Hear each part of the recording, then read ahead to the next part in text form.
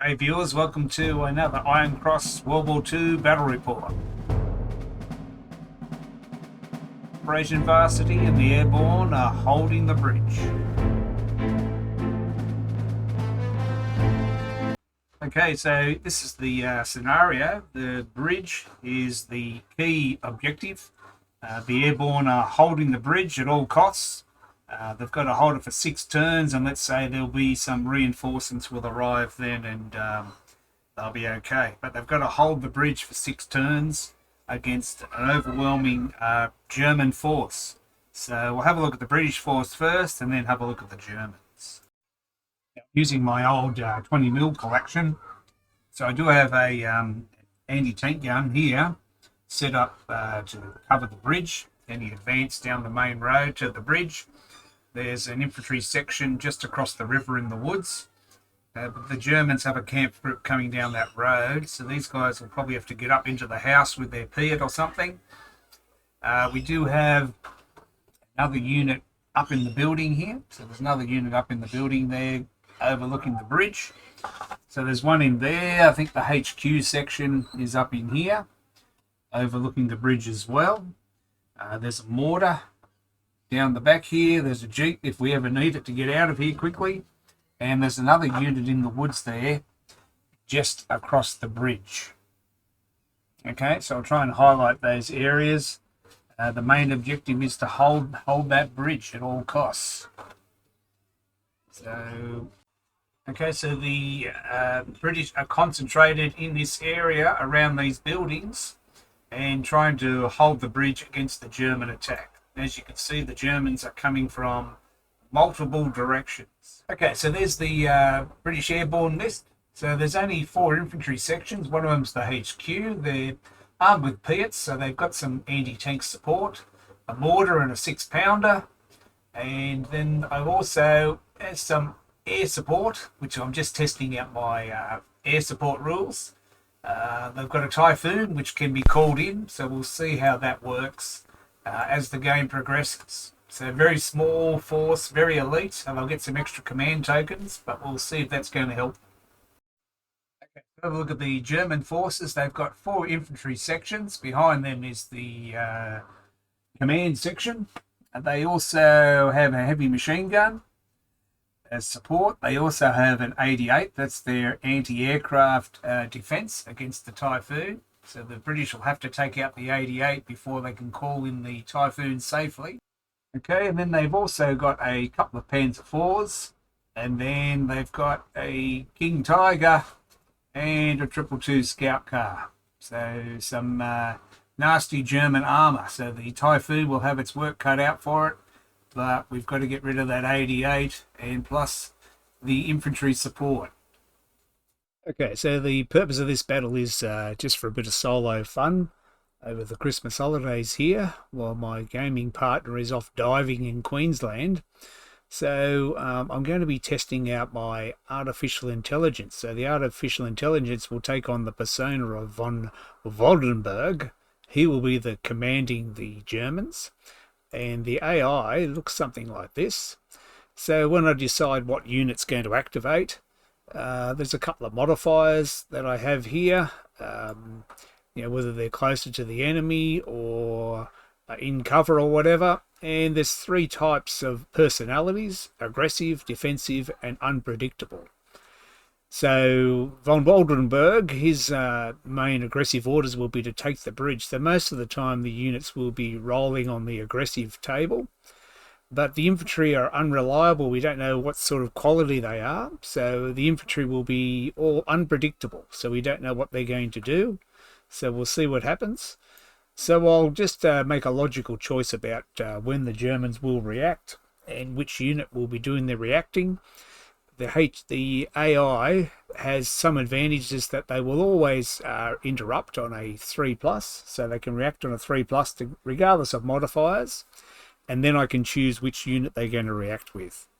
It's just to give them a bit of a bonus, and in some cases they get bonuses for not moving and shooting. Sometimes they'll get +1 to hit. Sometimes they'll get to deploy smoke. Sometimes they'll just redeploy in another position, a bit more advantageous. So it does give them some advantage. So we'll see what happens. Okay, so as you can see, the Germans are all hidden, and each one of those little tokens that you can see there, these things, they've got a number on the back. I can't read those, and neither can you, so we don't know what this camp group is made up from. So if we look at the German army list again, I'll just pop that up, and you can see each one is associated with a number. So each one of those markers with these three, I can almost make out a number there, but anyway, I won't try and cheat. But so those markers are around the table to show us the German positions. So there's one here, they've got 4 camp groups, one there, another one, so there's 4. 1, 2, 3, 4.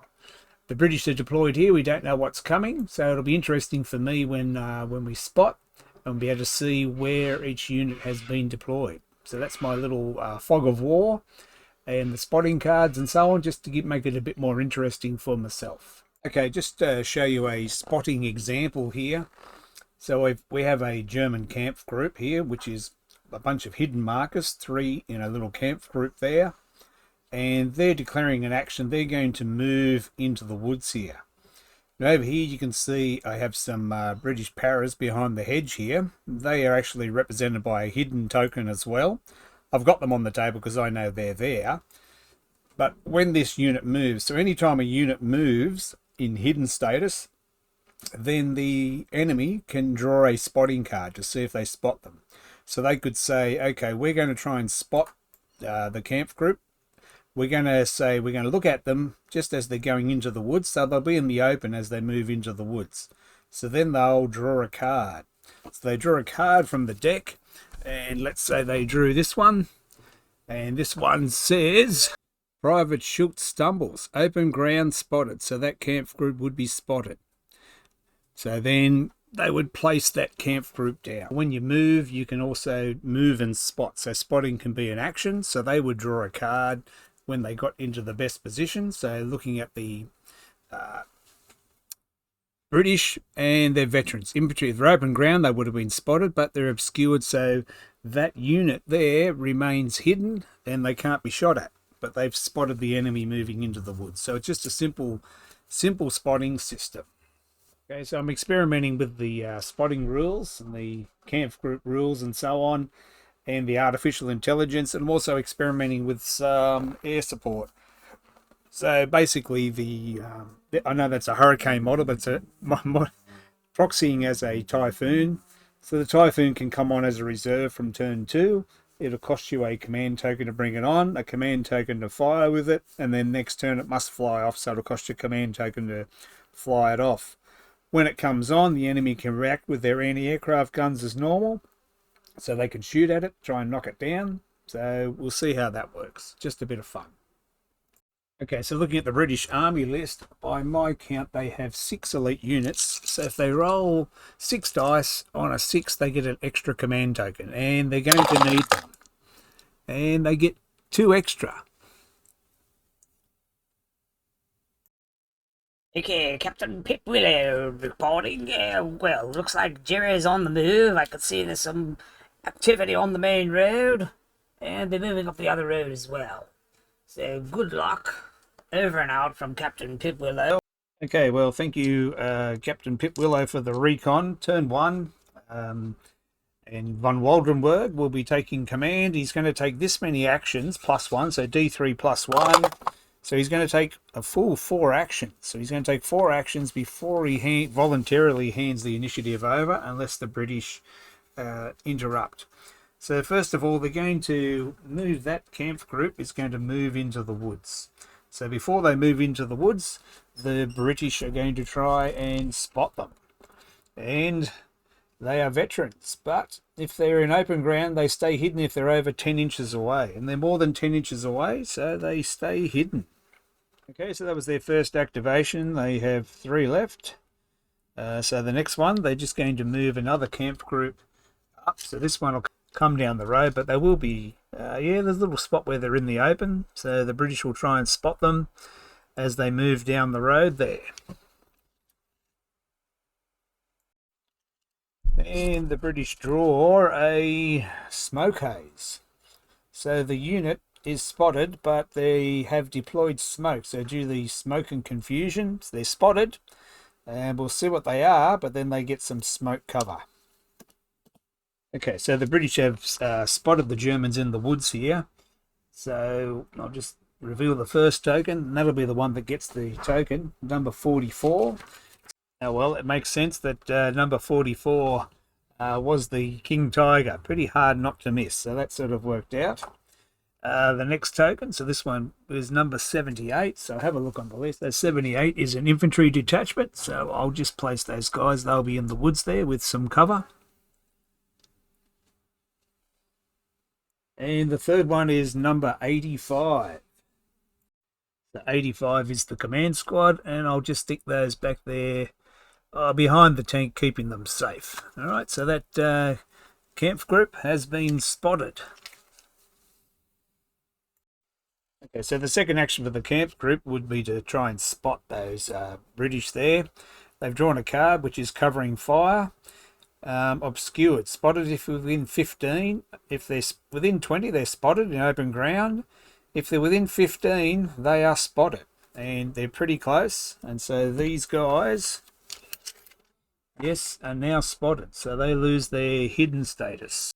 Okay, there's going to be a little firefight here, so we'll see what happens. We'll zoom in on the action here. So the Germans are going to activate this unit. I don't know what they're going to do, but the British are going to try and react. So this squad will, or section, will try and react. 3+. Oh, and they seize the initiative. So the British have seized the initiative with that 6, and they're going to open. Okay, so they're going to open fire. They're close range, so they're going to need 4s. Ooh, 2 hits. So that's 2 morale markers. No point rolling for the extra. The maximum we can do is 2. Okay, then we'll roll to see what they're going to do. Okay, so these guys, they will have, they've got 2 morale markers on them. Okay, so we'll see what the AI is going to do with these guys. They've got 2 morale markers on them, so that's -2, but there's enemy within 12, so they're +2. They're also another -2 for cover, so they're overall they're a -2, and we're going to be rolling on the unpredictable table. So it's a 9. So we're up here, 8 to 9, infiltrate and fire. Redeploy to a better position within 12 inches close to the enemy, and fire with +1 to hit. Okay, so the AI has given them an infiltrate. So what I'm going to do is they're going to pop across the river. So they have infiltrated across the river into some cover in these trees here. I get my magnetic trees out of the way. So that's a real headache for me. Now I have some Germans across the river somehow. They have some morale markers on them, but they can try and remove those. And they're going to fire with +1 to hit. So somehow they've infiltrated across the river. Don't ask me how they've done it, but they've done it. So they'll get to shoot with a +1 to hit. So they're going to be +2 and -2 for their morale markers. So they'll be hitting on 5s at those guys in the woods they've spotted. And they got 2 hits. So it's 2 morale markers onto the paratroopers, or the airborne there. So when they reacted, they rolled a 6 to react. So now the British have got taken the initiative away. So that's a typical interaction. Okay, so what I'm going to do is I'm going to finish off the rest of turn 1, and I'll come back and give you a summary at the end of what's happening, rather than slow it all down. So I'll come back at the end of turn 1. Okay, so a little highlight from turn 1. These the British have spotted all the German armour coming down up through these trees, and the British are going to try and react. So this unit's going to try and react and fire their Piat at that Panzer IV, which is about to open up on them with their machine guns. So see if the British can react. A 1. No, they failed to react. So now that Panzer IV will put his turret at them and fire his machine gun. So he counts as moving, so it's -2, so you'll need 5s, +1, 4s, and then -2, so back to 6s. 6s to hit, I think. Blue dice for the Germans. Target, no, nothing, no other modifiers, I don't think. Okay, something is interesting from the Germans. They've only got like 4 tokens left, so they're handing over initiative to the British. The 6-pounder is going to reveal himself and have a pot shot at that Panzer IV that you can just see in the foggy distance over there. But the Germans will try and react. They'll try and react with this squad that infiltrated. They're in the woods there, you can't see them, to try and pin down the gun before it fires. Okay, so we'll see if von Waldenberg's reaction for his infantry here. So they have 3+ to be able to react. And they do. Okay, so if I use the AI, they're unpredictable. But I want them to shoot. So maybe they should shoot. Well, we'll see. Enemy within 12, they're +2, but they've got 1 morale marker, -1. They're in cover, so they're -3. So -3 on the unpredictable table. And that will give them 0 hold or shoot. Oh, that's right. Move towards better cover away from enemy, or they'll shoot. So they're just going to shoot. So the AI worked out okay. So I'll have a couple of shots. They will need 5s, normally 4s because of range, but pin, so 5s. 5s to hit. And they miss. So the anti-tank gun gets to have its shot. Okay, so the 6-pounder fires. By my calculation, it will require a 5. The target has moved this turn sometime, so a 6 to hit. Come on, boys. A 10. Yes, it's a hit. Boom. Okay, then we roll on the armor table, a D6. Need a 4+ to be able to get it on, and a 1. Rattle. 1 additional morale marker. No further effect. So at least they put 2 morale markers onto the tank. So eventually, this tank was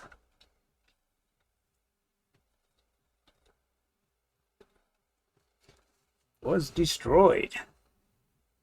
Okay, so turn 1 summary. So at the start, the King Tiger in the command section were spotted. The infantry that were there, they infiltrated across the river into the woods here, and they tried to put some pins, some morale markers onto the anti-tank gun, but they've been heavily pinned down by that squad. Was shooting at them across the river. They've now got 5 morale markers on them. And the Germans have lost a Panzer IV. So that Panzer IV across the river there, that's been taken out by the 6-pounder. So the 6-pounder's done a bit of work. The 6-pounder was then going to open up on the 222, but the 222 infiltrated and got into a better position, and then the British had a squad. They did have a squad which was down near the bridge there, but they've been taken out by the combined fire of the Panzer IVs and the 222. And then the Germans moved up their other camp groups on the other flank, and the British took advantage of the extra command tokens at the end to take care of or heavily pin down this squad that's got across the river somehow. So you can see the British have lost a squad, so they've lost 5 breakpoints, and the Germans lost the Panzer IV, which is 7. Okay, so thanks for watching, viewers. I'm going to put this video up now, end of turn 1. So the Germans still have a couple of unspotted camp groups there. The British have failed to find out where the Germans have their 88. But the British will take their chances and bring on the air support next turn, and we'll play that out and see what happens. So let me know what you think of the spotting rules and so on. And if you've got any other suggestions, let me know. So I'll crack on with turn 2 and 3, 4, 5, 6, and we'll see what happens. But anyway, that's turn 1 and experimenting with the spotting rules and so on. So thanks for watching. Bye for now. We'll catch you later.